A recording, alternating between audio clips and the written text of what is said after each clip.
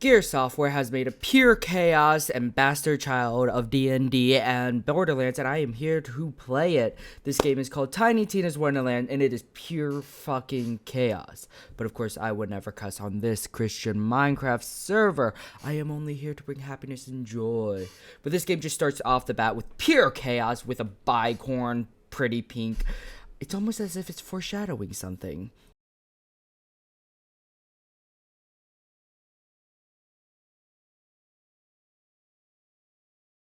Let's just get that cutscene and get straight to the fighting and the fun part. Basically, this is where you're introducing your characters. This is a fun part, because as you can see, the art of Borderlands where everything seems like it's a painted model. And boom, big bad evil guy. I think he's like the Dragon Lord or something. Dun dun dun! Lightning fingers. I love the detailing of this guy's painted. He's the sexy dude who believes in himself. This guy's named Stabby McStabface. And then there's me. And they even call out the fact that I am an unpainted model. That is the most D&D shit there. And then they just pull out and it's just like, oh, we're playing D&D. Or bunkers and bombardiers. And at this point, not in recording, but in editing, I realized I did not have audio because I have no idea what I'm doing, which means the rest of the video just gets to be awkwardly quietly with the gameplay, and you just get to listen to my shining, silky smooth voice.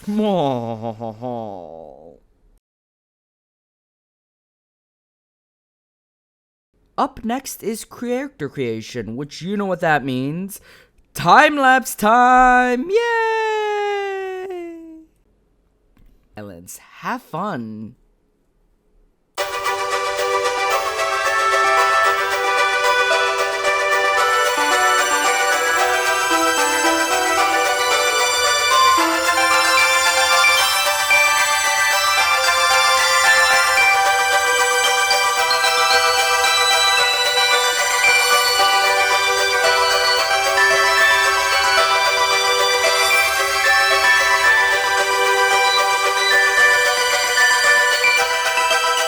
Now that my character is finished, the first thing I do is the tutorial, learn to crouch, and of course start teabagging, because I grew up in the good old Call of Duty days, where teabagging was a universal sign of being a little shithead, and of course, lots of language, but I would never curse on this Minecraft server. Fucking kidding. Of course I'd cuss, because this is good old 2010s Call of Duty kind of server I grew up with.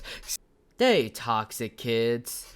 Being that this is a D&D-esque games, I'm gonna follow all of the rules of D&D. Geneva Convention has now become my checklist of things I need to do. I will commit as many war crimes as possible. Mass murder and genocide? Sure. Full surrender? Sure. Burning people alive? If I can find Fireball, I will find Fireball. Rule number 2 of D&D. It's all about the loot. You don't save people for the good of saving people. You save people to get money. And boy is it satisfying watching these crabs turn into money as I just absolutely murder them. After murdering the crabs, I saw the circular thing, ran up to it. Turns out there was a chest in it. I need this chest because loot. Of course, I'm too impatient to actually wait for it to open, so I'm going to try and smack it open. Doesn't work. Look around. Turns out if I just wait a second, guess what? It's going to open for me, but heaven forbid I have to wait because loot! Inside is a crossbow. What's the first thing I go do with the crossbow? I go find an empty castle with enemies that I can murder. Yeah, well, they're already dead, you say. They're skeletons, they say. I don't care. I will kill them again. Since skeletons don't usually have eyes, do you think the way that skeletons are seeing us is that our skeleton is telling the skeleton our location? My skeleton is betraying me. And these skeletons ain't dropping loot. And that's pissing me off because I need loot. There's a way for me to find a fucking flamethrower in this game, I will use it so much. Or just cast Fireball. Because, like, let's face it, Fireball is the ultimate war crime. I did not ask how big the room was. I said, fuck it, I cast Fireball. After murdering some skeletons, I found this nice little town where there are more skeletons for me to murder. Blood, gore, violence! All will be made right. Blood for the blood god, skulls for the skull throne!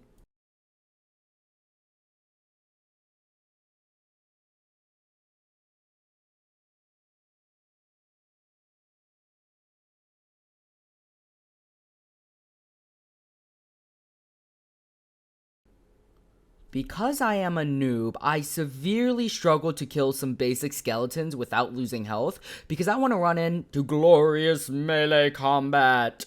Of course, I pick up the scroll, listen to this, stop talking, but like I said, there is no sound recorded in this. That isn't a me problem, that's a you problem. You're the one who decided to keep watching this even though you knew there wasn't sound. So clearly there's something wrong with you and not me. I say right as I blow up an explosive ice barrel right in my face, because I am not just a special type of autistic, I'm full on fucking retarded.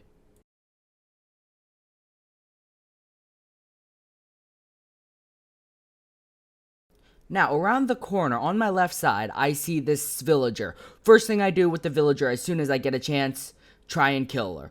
Remember, the villagers also drop loot. If there are no other villagers alive, kill the villager, and then I saw a boss, where you get to enjoy this random clip from where I was recording.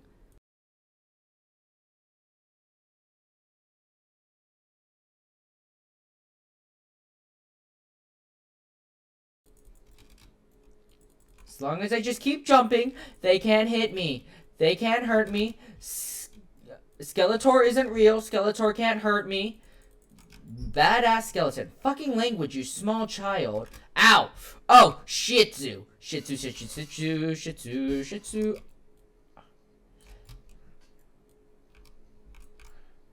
Loot! Ooh. Ooh. Let's see. You've now unlocked the first action skill. To select this first spell skill, press tab and go to... Okay, cool. This guy drops a gun. He has a gun in his inventory, and of course doesn't use it, because heaven forbid, you use logic.